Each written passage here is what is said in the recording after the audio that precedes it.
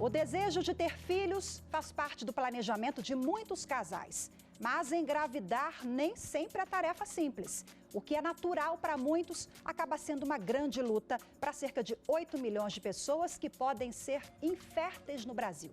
A doença atinge homens e mulheres nas mesmas proporções e é resultado de uma série de fatores que inclui distúrbios hormonais, obstruções nas trompas, pouca qualidade do sêmen e até o estresse.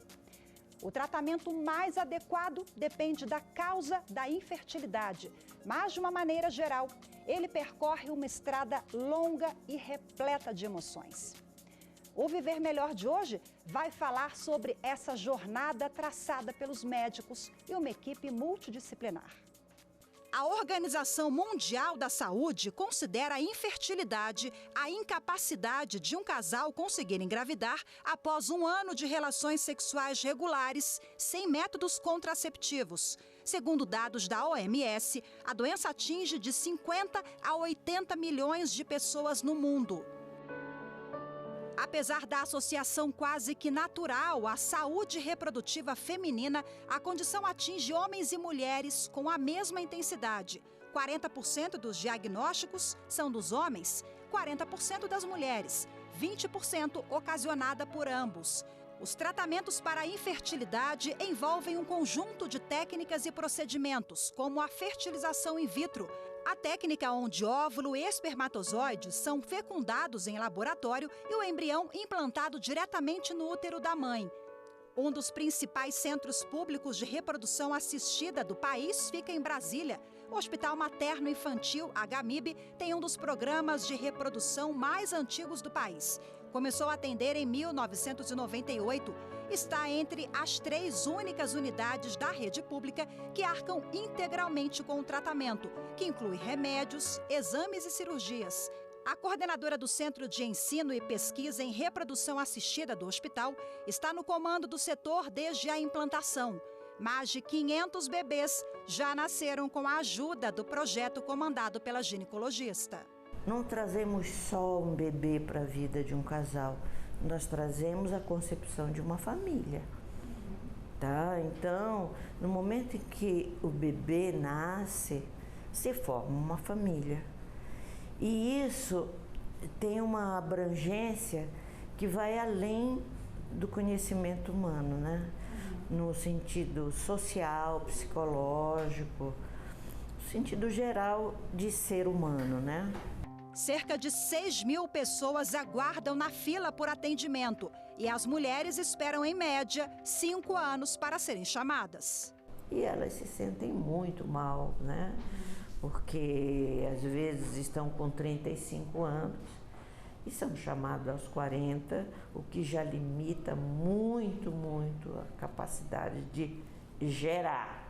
A médica ainda alerta para a qualidade do sêmen do homem, que também vem caindo nos últimos anos. Drogas, álcool, fumo, bomba, né? Os homens agora são todos bombados. Tudo isso interfere na fertilidade masculina e pior. O Covid, ele fica 6 meses no epitélio germinativo masculino. Os problemas de fertilidade podem gerar sentimentos de frustração, baixa autoestima e impotência. Para a grande maioria dessas pessoas é um projeto de vida. E aí, quando esse projeto de vida se vê ameaçado, a gente percebe que isso afeta imensamente essas pessoas, seja na esfera pessoal, seja na esfera conjugal e ainda, em grande parte dos casos também, na esfera social. Essas pessoas geralmente desenvolvem ansiedade, desenvolvem medo, uma sensação de desvalia, de que ela pode ser uma pessoa defeituosa e aí pode caminhar um pouco para melancolia e depressão. Por não conseguir engravidar, por não conseguir ter filhos, ela acaba desenvolvendo algumas psicopatologias, só que o fato de ela desenvolver essas psicopatologias também afeta diretamente na possibilidade de ela poder se reproduzir.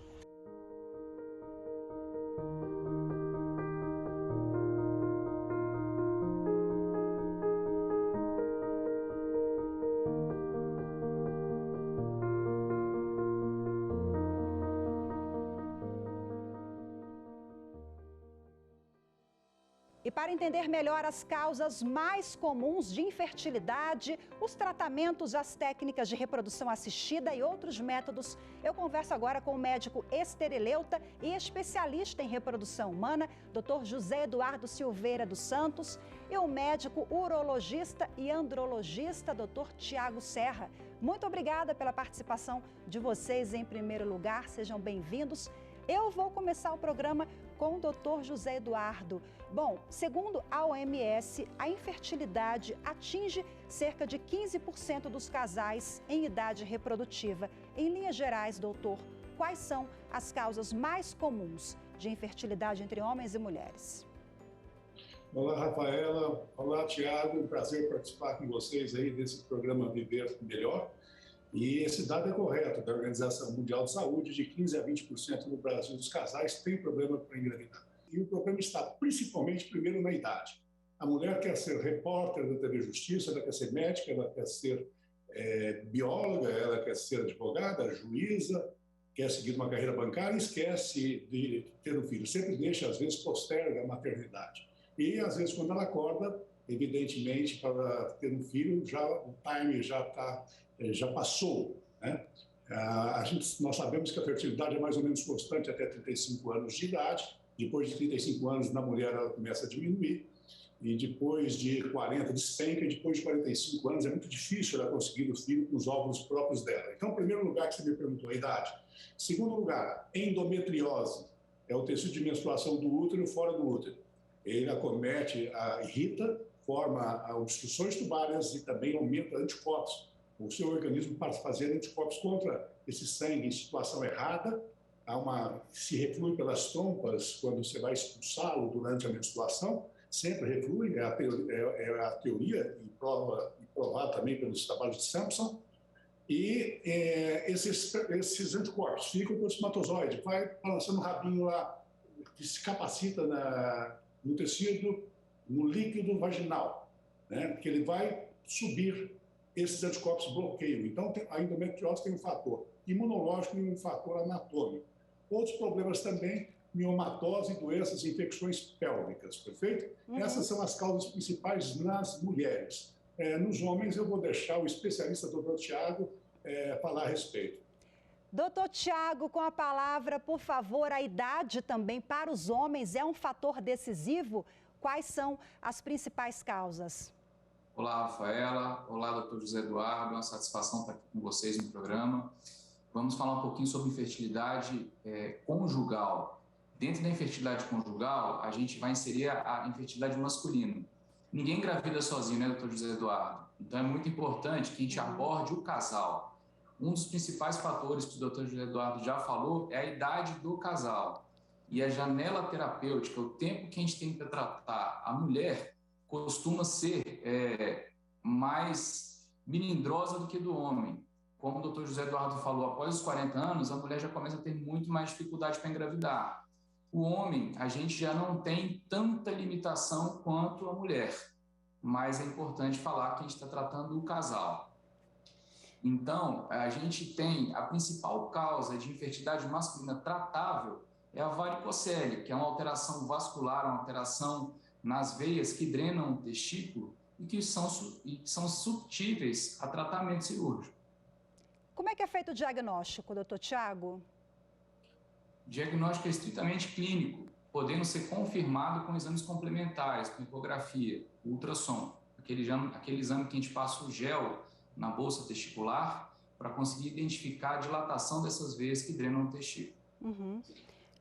Doutor José Eduardo, já para as mulheres, né, o diagnóstico da infertilidade já é algo mais complexo? Como a mulher ela vai ter cravado ali que ela tem um problema para engravidar? Rafaela, vocês são privilegiadas, as mulheres são privilegiadas, porque gerar um novo ser é uma coisa espetacular, perfeito? Então eu diria que vocês são um painel de um Boeing. E eu e o Tiago, os homens, somos um painel do Teco-Teco, perfeito? Por quê? Porque você vai gerar uma vida. Evidentemente que você precisa de uma sementinha masculina, mas, vamos dizer assim, o mecanismo que vai desenvolver um filho ele é muito mais complexo. E depois de um ano de vida sexual normal. Essa vida sexual normal é o que satisfaz o casal. Pode ser 1, 2 vezes por semana, 1 vez cada 10 dias, não tem uma regra fixa. Você, depois de 1 ano de vida sexual, você não conseguiu o seu tão sonhado filho, porque o natural é você gerar esse filho no leito do casal, perfeito? Que é o lugar divino para você conseguir gerar esse filho. Depois de 1 ano, se você não consegue esse tão sonhado filho, não fique postergando. Procure a ajuda médica, porque senão o tempo passa muito rápido e você pode perder o time do tratamento, perfeito? 1 ano, então, vida sexual normal, não consegue engravidar, evidentemente, procurar o especialista, o seu esterileuta, o seu ginecologista e obstétrico, que tem especialização em reprodução humana, para ele melhor conduzir o seu caso e dar melhor resultado e fazer você, então, conseguir o seu tão sonhado filho, o seu objetivo. Quais os impactos das questões ambientais, doutor José, na infertilidade? Porque nós falamos na área médica, mas nós temos até a poluição. Já li artigos a respeito que também pode influenciar, por exemplo, na infertilidade. Isso tem alguma conexão? Não, mas tem, sim.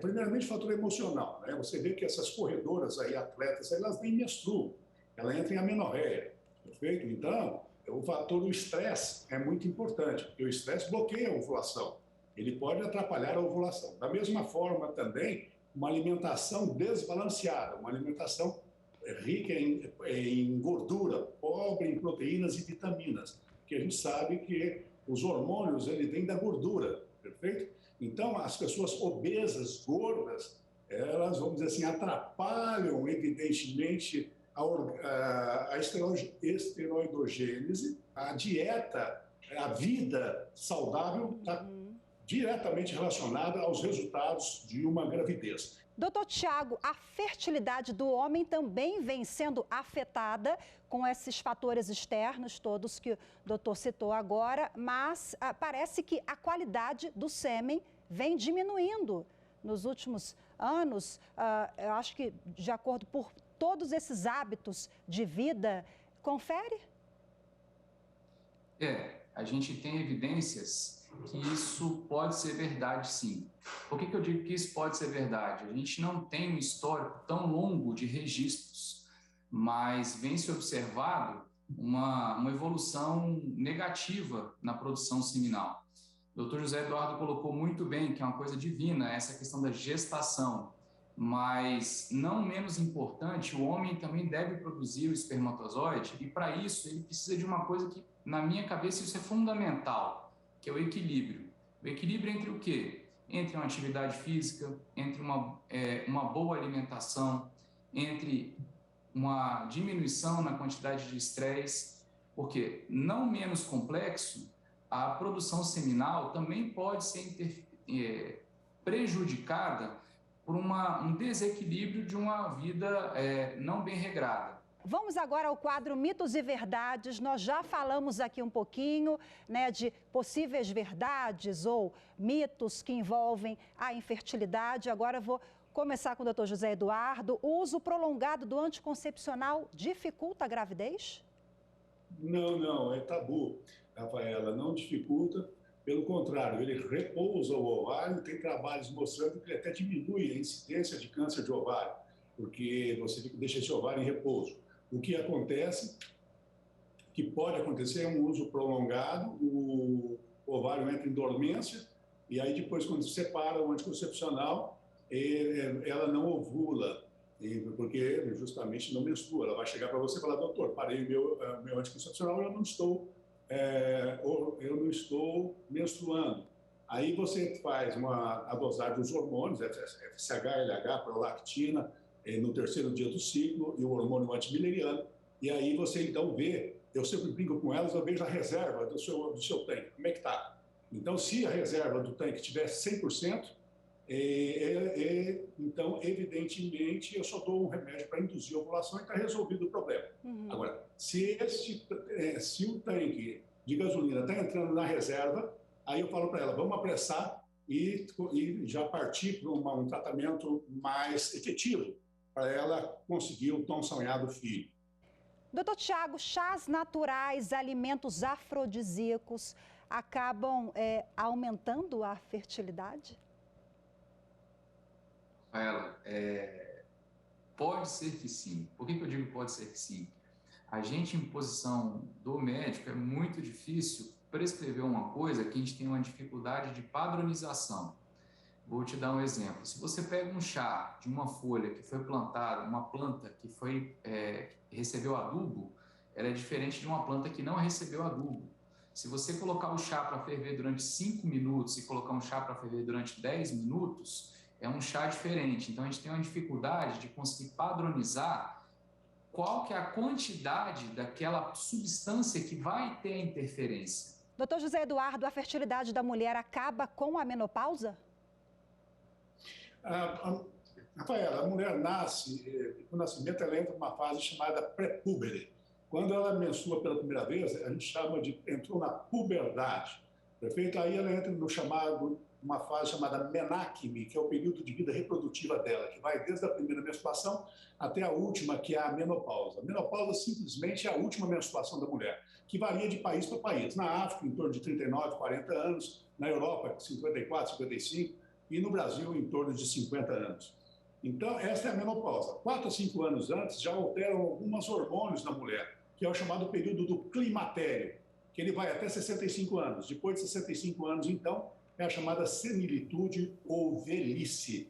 Por isso que é muito importante ela estar atenta com a fertilidade, por isso que eu falei sobre a idade, perfeito? Bom, a gente fala mais sobre isso daqui a pouquinho, porque no próximo bloco vamos abordar mais outras questões que envolvem a prevenção e tratamentos para a infertilidade. O Viver Melhor volta em instantes.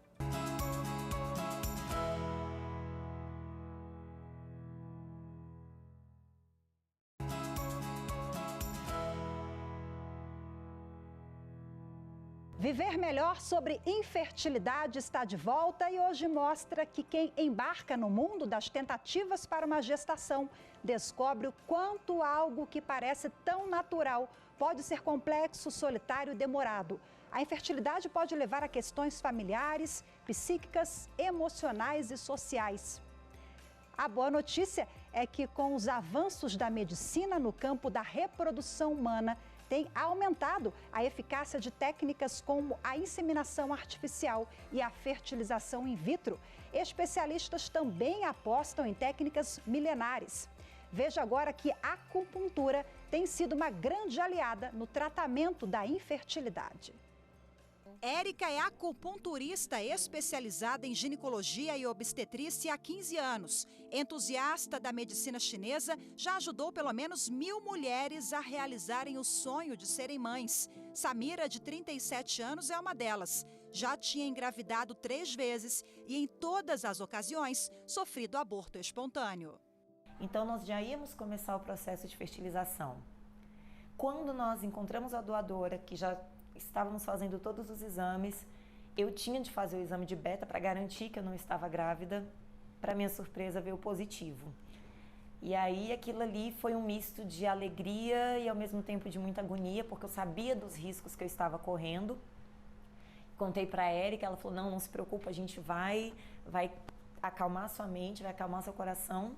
E a minha gravidez deu certo. Eu passei os 9 meses fazendo acupuntura. A minha filha veio perfeita. A medicina chinesa acredita que as doenças são resultado do desequilíbrio dos canais de energia do organismo e que, por meio da estimulação de pontos específicos do corpo, as agulhas atuam para harmonizar esses canais. A medicina chinesa considera a infertilidade como um desequilíbrio do corpo, onde, através da acupuntura e as demais técnicas dessa milenar medicina, a gente faz com que o corpo entre em equilíbrio. E gestar é isso. Eu falo sempre que é um equilíbrio da mente, do coração e do útero. E não é que depois de aderir à acupuntura, Samira foi mãe pela 2ª vez? Eu acho que a gente precisa mudar os nossos hábitos e isso a acupuntura me ensinou muito. Que a gente precisa mudar, a gente precisa desacelerar, a gente precisa mudar a alimentação e antes de mais nada a gente precisa acreditar. Porque os médicos na medicina tradicional não tinham mais esperança em relação a mim. E aí agora eu tô com a filha de quase 3 anos e uma de 6 meses e meio. Muito mais que trazer alívio e conforto para a ansiedade e o estresse, segundo Érica, a técnica atua na estabilização dos níveis hormonais. Tem, por exemplo, um eixo chamado eixo hipotálamo hipófise ovário, que é uma ação do cérebro para os ovários, onde vai ocorrer, por exemplo, a liberação do óvulo. Então a acupuntura atua especificamente nestes quadros, ajudando mulheres que não estavam ovulando mais, passam a ovular. Mulheres que às vezes o endométrio, que é a camada onde o embriãozinho se implanta, é muito fino, a acupuntura aumenta o aporte sanguíneo, aumenta a vascularização uterina e permite essa fixação. Palavra de quem é especialista na área e que depois de ser diagnosticada com menopausa precoce, endometriose, desacreditada pelos médicos, depois de ajudar tantas famílias, ela finalmente realizou o sonho da maternidade. Eu chamo meus bebês da medicina chinesa. A medicina dizia que eu não ia poder mais ter filhos, eu tinha 33, o João veio, agora eu estou com quase 40. E para quem teve uma menopausa precoce lá atrás, eu estava muito tranquila de ter um filho só. Mas aí Deus me presenteou, veio o meu Anthony. E para falar sobre essa e outras técnicas terapêuticas, procedimentos e métodos de reprodução assistida, eu volto a conversar com os meus convidados de hoje, os médicos Dr. José Eduardo Silveira dos Santos e Dr. Tiago Serra. Bom, nós acompanhamos a matéria de acupuntura, eu queria ouvir o Dr. José Eduardo sobre a importância desse método, dessa terapia milenar no tratamento da gravidez. A gente sabe que ele é marcado por uma trajetória repleta de emoções, de perdas. A mulher fica tão frágil, né? Então, acho que essas terapias, elas acabam complementando o tratamento? Com certeza, Rafaela, isso é muito importante.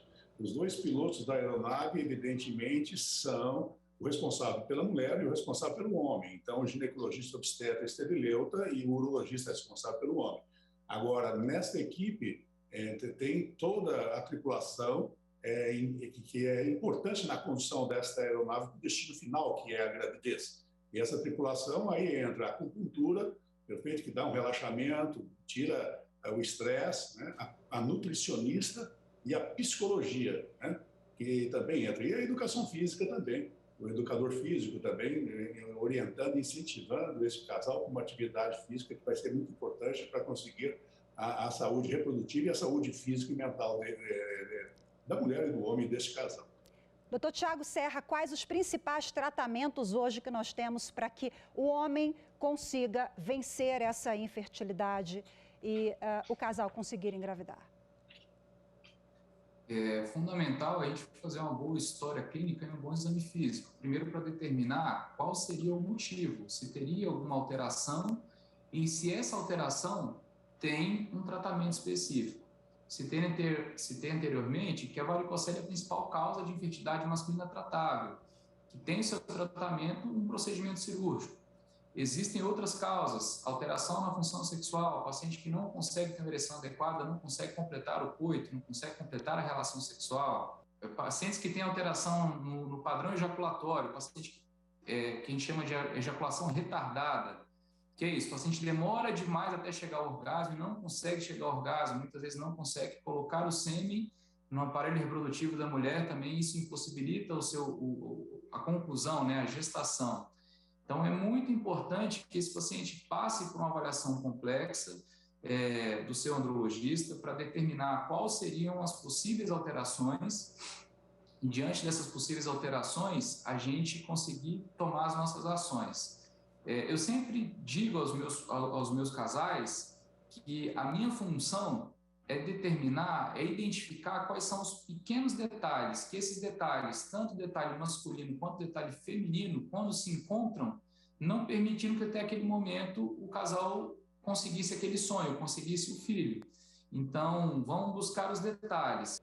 Bom, e são inúmeros os avanços na área da medicina reprodutiva. O Brasil mesmo se tornou referência mundial ao realizar pela primeira vez em 2016 o transplante de uma paciente de 32 anos que nasceu sem o útero e recebeu o órgão de uma doadora morta. E mais, além da cirurgia bem-sucedida, em dezembro de 2017, essa mulher que recebeu o útero de outra paciente já falecida deu à luz a um bebê saudável. O estudo que deu origem ao transplante foi desenvolvido por uma equipe 100% brasileira, formada por médicos do Hospital das Clínicas da USP, em São Paulo. Para os cientistas, além de mais uma técnica de tratamento contra a infertilidade, o transplante simboliza melhora na qualidade de vida das pacientes. Depois do feito inédito em São Paulo, cirurgias semelhantes vêm sendo realizadas em todo o mundo. 1 em cada 4.000 mulheres, se acreditam, nasce sem útero ou com alguma malformação muito grave que impediria que ela pudesse engravidar.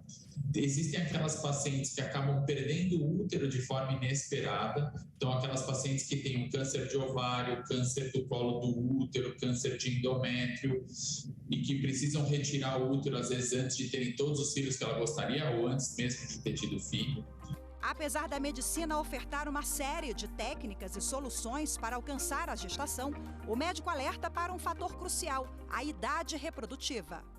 Então é sempre bom lembrar para todas as mulheres com útero ou sem útero do declínio da fertilidade com a idade da mulher, o que pode comprometer muitos resultados, seja de gravidez para quem está tentando em casa, mesmo para quem está fazendo fertilização in vitro, o chamado bebê de proveito.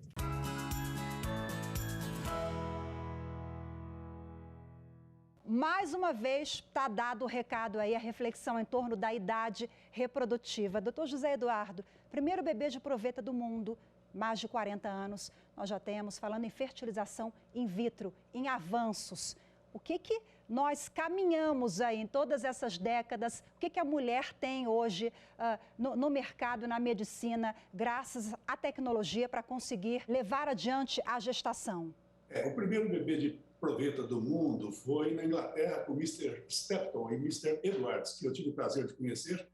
Foi na Inglaterra que nasceu a Lois Brown, né? No Brasil foi com um amigo meu, foi meu padrinho de casamento, foi com o Nakamura, que nasceu em 85, a Ana Paula, perfeito? Em 1985. De lá para cá, a coisa vem aumentando muito, vem melhorando muito e, vamos dizer assim, eu acho que o futuro vai ser a clonagem, perfeito? Ela só foi... Você viu que os estudos da clonagem pararam um pouco por problemas de tabus, né? De repressão um pouco da ciência pelos tabus sociais, né? Mas, vamos dizer assim, eu acho que tem um campo aberto aí, a clonagem, que no futuro ela, vamos dizer assim, vai se reerguer, ela vai se realimentar, ela vai ressurgir com muita força, perfeito?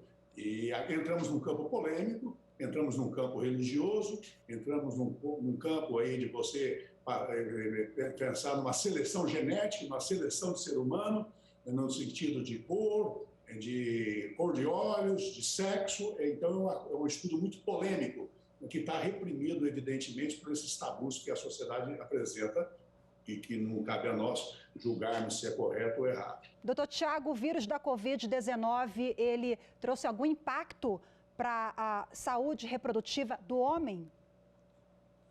Sim. Covid, a gente até, outro dia estava conversando com um grupo de médicos, amigos que a gente formou junto, lembra um pouco algumas outras doenças, como lúpus, que pode dar tudo. O que você acha que pode ser? Pode ser lúpus, que é uma doença que ela se manifesta de diversas formas diferentes. Inclusive, o Covid pode levar, sim, a alterações na produção seminal e levar à infertilidade. Já foi descoberto que algumas pessoas apresentam alterações na produção seminal após a infecção do Covid. Bom, para a gente finalizar o programa, doutor José Eduardo, nós temos métodos e formas para prevenir a fertilidade? O que fazer? Olha, Rafaela, o que fazer fazer sexo é bom, né? Porque consegue o filho fazendo, se não fizer não vai conseguir. Uma boa alimentação é importante, uma vida saudável, exercícios, você dormir bem, né? E não postergar a sua fertilidade. dentro do seu planejamento, o seu cronograma, você então coloque como prioridade a sua maternidade e não a sua materialidade, perfeito? Então, tudo depende, então, de quando você desejar o seu filho com casamento ou não casamento, porque eu trato aqui muitos casais homoafetivos e muitas pessoas que querem um filho independente, né? Uma mãe solteira, isso cada dia está sendo mais natural. Então, que você faça um cronograma e que siga esse cronograma, porque senão a vida passa tão rápido, Rafaela, que a hora que você acordou, você passou pela vida, perfeito? E aí você perdeu o timing de um tão sonhado filho. Perfeito. Doutor Tiago, suas considerações finais.